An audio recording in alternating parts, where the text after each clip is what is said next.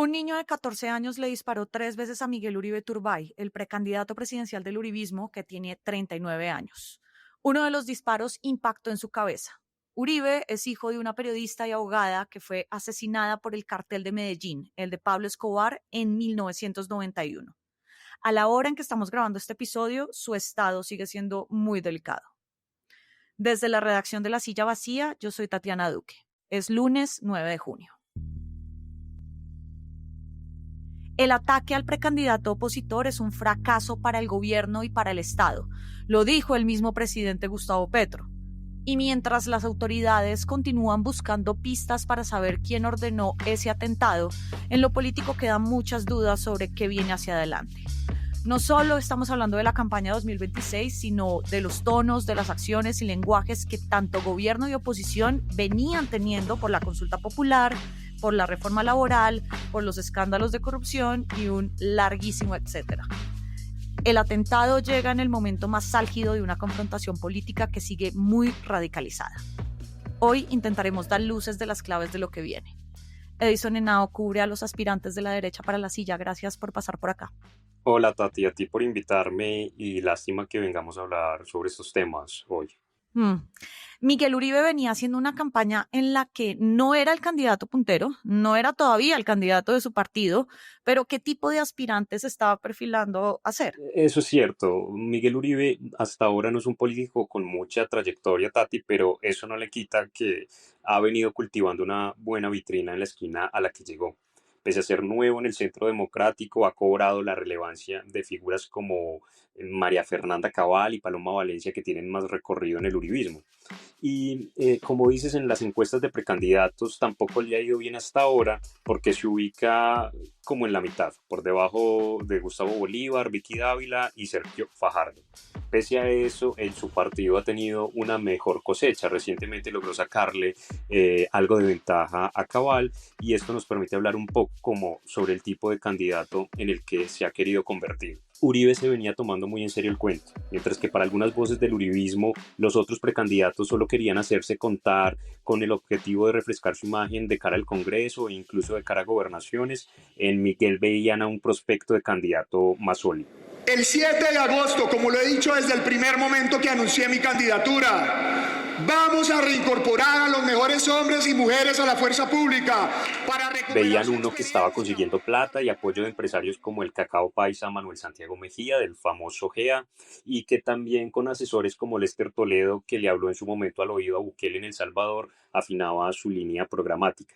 Tenía una red grande de voluntarios, pedía asesorías al equipo de María Corina Machado en Venezuela y estaba montado en una estrategia de rallies al estilo Donald Trump.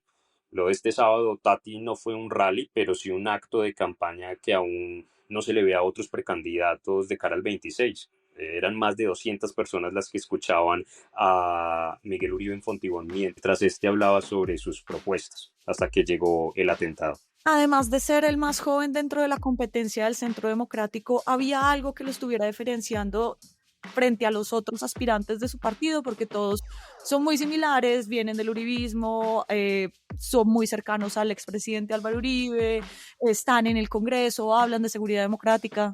Sí, todos son unos patos muy similares, Tati, pero quizá dos elementos. Uno que ya hemos charlado acá, que tiene que ver con el timing para elegir candidato en el uribismo. Digamos que Miguel Uribe era de la idea de tener un nombre rápido para competirle a Petro y no dejarse sacar muchísima ventaja de otros precandidatos de derecha. Esta postura era contraria a la de sus cuatro compañeros o ha sido contraria a la de sus cuatro compañeros. El segundo es que tenía una historia de vida cercana a la violencia de la que fue víctima este fin de semana. No sé si recuerdas, pero Uribe comenzó su campaña como precandidato oficial del Centro Democrático en Copacabana, Antioquia. En un video muy sentido recordó la muerte de su mamá, la periodista Diana Turbay, como decías al inicio, de manos del cartel de Medellín. Les confieso que no es fácil estar aquí, pero lo hago para honrar a mi mamá y a su legado. Ella vivió y murió buscando la paz. Su lucha no quedará en vano. Un país sin También es cierto que violencia su agenda era muy similar a la sería de un sus propósito compañeros y uribistas: la oposición a celebración. Petro, retorno de la institucionalidad y la tradicional bandera de seguridad.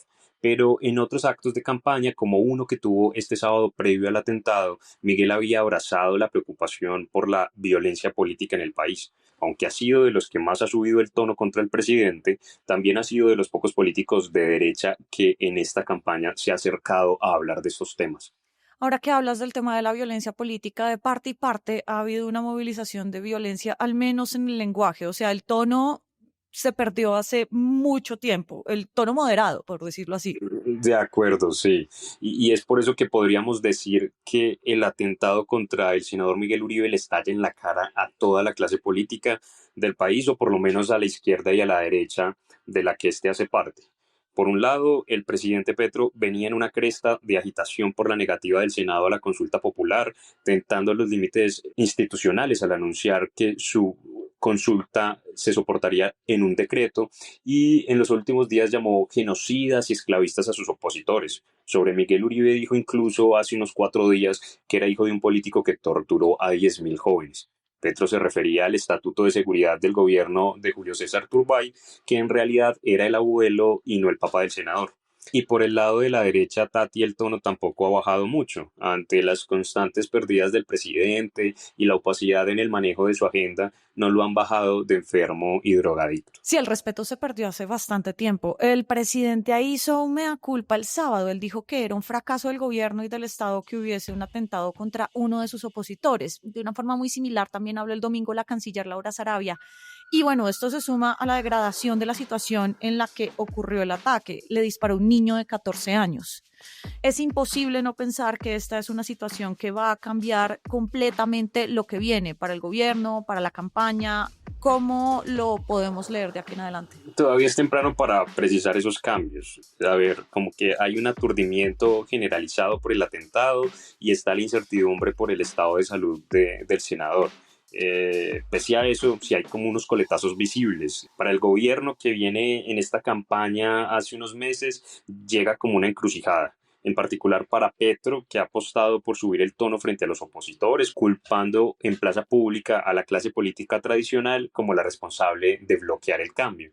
Esa radicalización en la que venía montado el presidente ha reñido con su rol de jefe de gobierno hace mucho rato, pero ahora reñirá más, porque el presidente tendrá que definirse entre mantener su estrategia, que incluye marchas como la que hay programada para esta semana para respaldar su consulta popular, o llamar a la moderación y brindar las garantías políticas a la oposición y a todos los que hoy están encampañados. La urgencia de un presidente institucional, Tati, es más notoria ahora que en ningún otro momento del gobierno. El Petro que pidió por años garantías políticas para la izquierda ahora tendrá que dárselas a la derecha. ¿Y cómo cambia este panorama para la derecha en elecciones? ¿Se lee que pueda capitalizar lo que sucedió de alguna manera?